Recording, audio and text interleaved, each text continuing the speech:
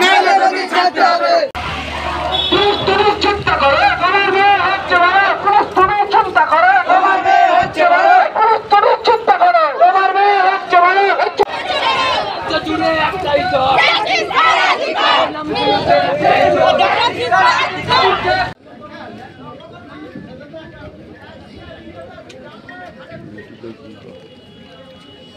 দেখেছি আরজিকরের মতো জায়গায় যেখানে একজন নাইনতা ঘোষ একটা ডক্টরকে, লেডি ডক্টরকে যেভাবে ধর্ষণ করে খুন করা হয়েছে, তারই প্রতিবাদে আজকে বাংলা জুড়ে একটাই স্বর, জাস্টিস ফর আরজিকর, এবং একটাই দাবি মুখ্যমন্ত্রীর পদত্যাগ।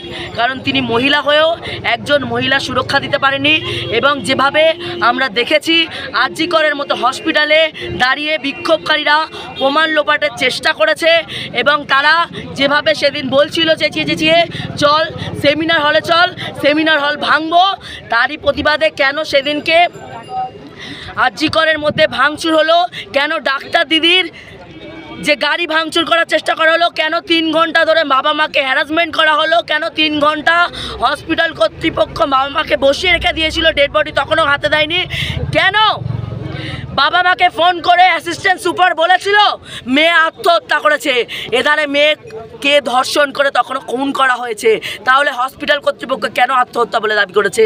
কেন মমতা ব্যানার্জি মিছিল করে বলছে নির্যাতিতার দাবি চায়? মমতা ব্যানার্জিকে নিজেকে এখন ভালো করে শিক্ষিত হওয়া দরকার, কারণ নির্যাতিতার ফাঁসি চায় বলেছিল, কেন বলেছিল সেটা মমতা ব্যানার্জিকে বলতে হবে।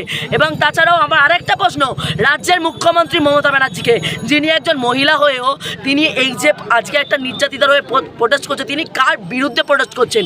কারণ তিনিই তো রাজ্যের মুখ্যমন্ত্রী, তিনিই তো রাজ্যের শিক্ষামন্ত্রী, তিনিই তো রাজ্যের পুলিশ মন্ত্রী, তিনি কার বিরুদ্ধে প্রোটেস্ট করছেন? তিনি কার পদত্যাগ চাইছেন? কারণ আমরা চাই আজকে রাজ্যে শুধুমাত্র আরজিকরের মতো নয়, কামদনি, হাঁসখালির, কালিয়াগঞ্জ পাশে সন্দেশখালির মতো ঘটনা ঘটেছে, সেখানে মেয়েদের উপর দিনের পর দিন নির্যাতন চলেছে। আজকে একটা ডাক্তার দিদিকে ধর্ষণ করে খুন করা হয়েছে, সেখানে যে বাংলা জুড়ে প্রতিবাদ, সেখানে যে ভারত জুড়ে প্রতিবাদ, সেখানে যে বিশ্ব জুড়ে প্রতিবাদ চলছে।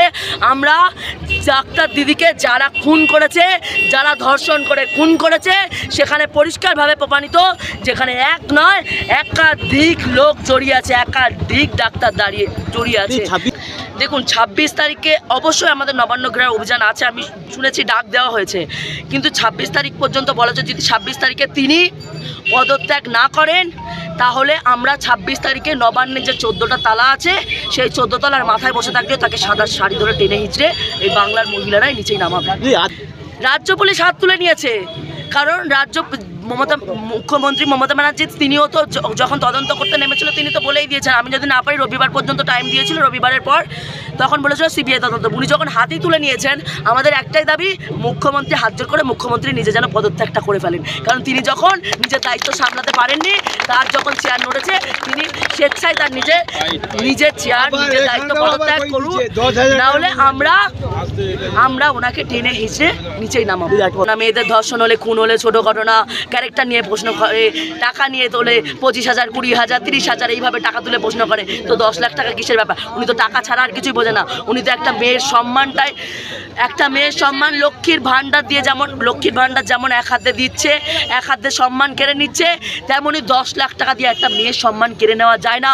আমি মুখ্যমন্ত্রীর ভাইপো অভিষেক ব্যানার্জির মেয়ে অভিষেক ব্যানার্জিকে টাকা দিচ্ছি, আমাদের যে মেয়েটা বা মুখ্যমন্ত্রীকে 10 লাখ টাকা দিচ্ছি, আমাদের যে মেয়েটা যে ডাক্তারটা খুন হয়েছে, তাকে ধর্ষণ করা হয়েছে, তাকে ফিরিয়ে দিক, না হলে যারা আছে যারা দোষী তাদেরকে ফাঁসি দিক। এতদিন 1 সপ্তাহ হয়ে গেছে, মুখ্যমন্ত্রী রাজ্যে নবান্নে বসে কি করছে একজন মুখ্যমন্ত্রীকে ইমিডিয়েট পদত্যাগ করা উচিত, নাহলে বাংলার জনগণ যেভাবে ক্ষিপ্ত হয়েছে, বাংলার মহিলারা মা বোনেরা যেভাবে ক্ষিপ্ত হয়েছে, ওনাকে কিন্তু কালীঘাট থেকে ধরাবে, ওনাকে কিন্তু বাংলা ছাড়া করবে।